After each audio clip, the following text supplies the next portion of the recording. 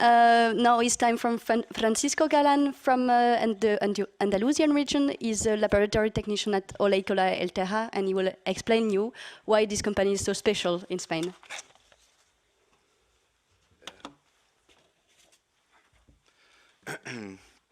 Good morning, everyone. I'm really happy to be here, and thank you for the opportunity to participate today. That's a great opportunity for my company. Well, I'm here to speak about how bioeconomy influence, or the influence of the bioeconomy on the olive oil industry in Andalusia. Well, in Andalusia, we are aware of the global challenges, and we know all the opportunities that the bioeconomy offers. 59% of the Andalusian population live in rural areas, so agriculture plays an important role in our economy. The Andalusian strategy on bioeconomy started in July 2016, and it is focused on the three segments that make up this model economy: by production of biomass, processing that biomass, and finally, finding the suitable target market. Well, in the pathway of the olive fruit from the tree to the final consumer, several byproducts are producing, such as biomass from pruning, leaves, and olive pomace, which in turn produce another two byproducts: olive stones and olive pomace with no stones. Oops.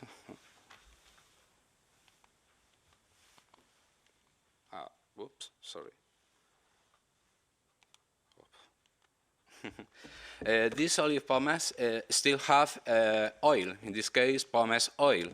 This oil can be extracted by physical extraction or chemical extraction. The dry pomace is used as fuel in a biomass power plant.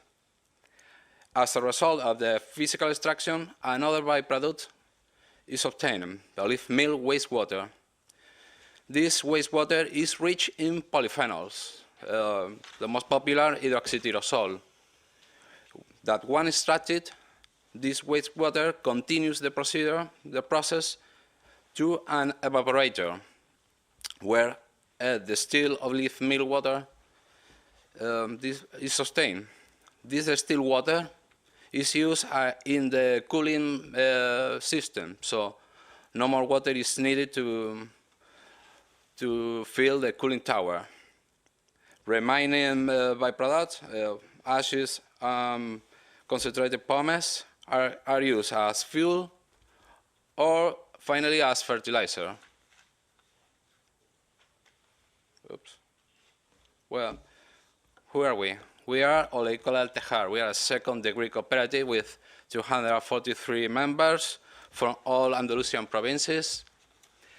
Of course, we are in the south of Spain, and we have seven facilities in 4 Andalusian provinces: Sevilla, Seville, Córdoba, Jaén, y Granada. Our main governing body is the General Assembly, with representatives of the farmer cooperatives, who are the real owner of the company, the farmers. We also have auxiliary areas, some technical departments. Our impact in local economy is about 300 direct jobs. What do? Well, we reuse byproducts from olive grove, obtaining byproducts, bioenergy, and services for society. So we do bioeconomy. We are present in whole cycle of the olive tree. But in order to achieve this goal, some technical help was needed In this sense, in conjunction with NATAC, we created Oleo in order to use olive tree leaves and obtaining bioproducts. We also collaborate with Fertinagro in order to develop the development of a fertilizer. Oops. That's really difficult. Okay, 50% of our business is the generation of palm olive oil, and the other 50% is electric generation. Both involve the use of olive pomace, firstly as a source of oil, and finally as fuel in our biomass power plant. The other byproducts, pruning, leaves, olive stones, are a source of byproducts, pharmacological, active carbon, byproducts in general. And finally, they also are fuel, combustible in the power plant. We receive 31% of all olive pomace of Spain, more than 2 million tons of olive pomace. This is enough to fill 7 Santiago Bernabéu stadiums. Imagine. Are more than 98,000 trucks. If we put together in a row of trucks, we could cover the distance from Córdoba to Paris. It's a long distance. And so our activities produce some environmental benefits. Worth of mention, we are a closed cycle. Products or byproducts from olive grove return to olive grove. For example, next season we produce 30,000 tons of olive pomace oil and 270,000 megawatts. So we avoid the emission of a large amount of CO2. Okay, research and development are very important to us.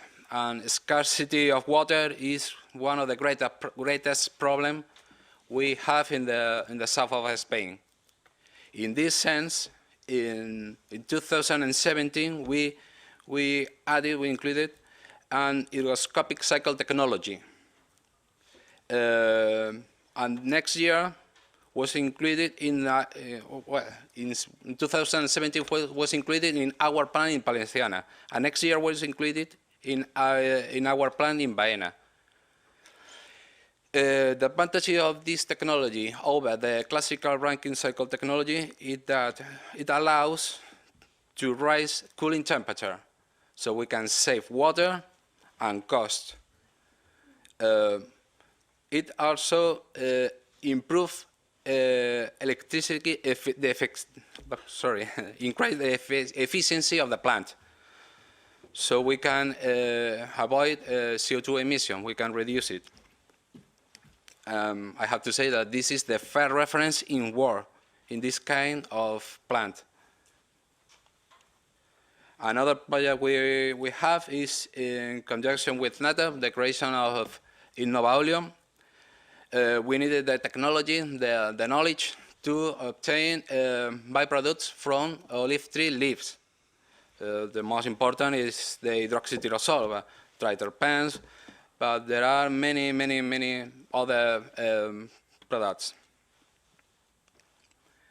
Another project that we have is in association with Fertinagro, the development of a new fertilizer based on ashes from our biomass power plant. And we have another project in conjunction with NACOP and DECOP, and we are develop a new product for animal feed, and it is based on olive pulp.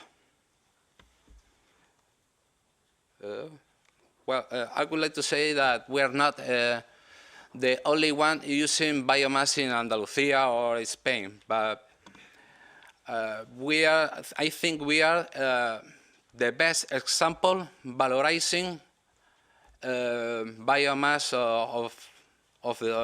from the olive tree. Thank you for your attention. If you want more information, please contact me. This is my email. Thank you very much.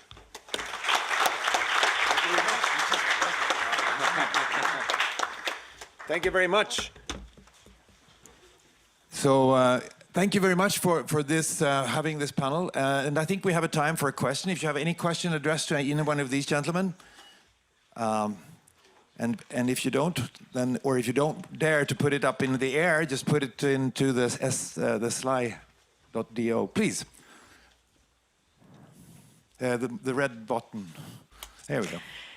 Hi, Alexia Ruby from DG Agri European Commission. I have two questions. The first one is about sustainability in bioeconomy processes.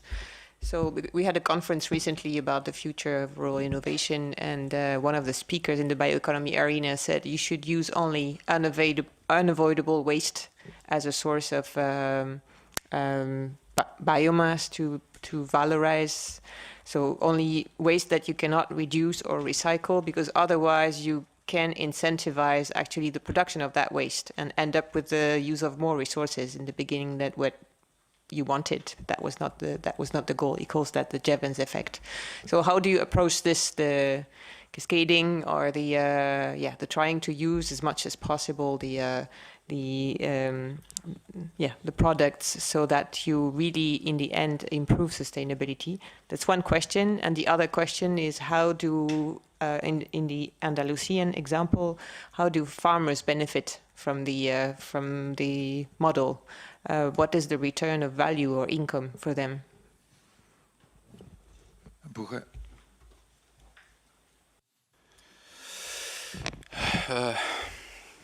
Well, the second question, what return there is to the farmer? Well, firstly, we remove a byproduct, which is very dangerous to environment. Years ago, this olive pomace was finally end in the rivers. It has a great COD, so fish there so the first advantages is that we remove a problem for the farmer. Of course, the farmer is the real owner. So we are a second-degree cooperative. So our profits go directly to the farmer cooperative.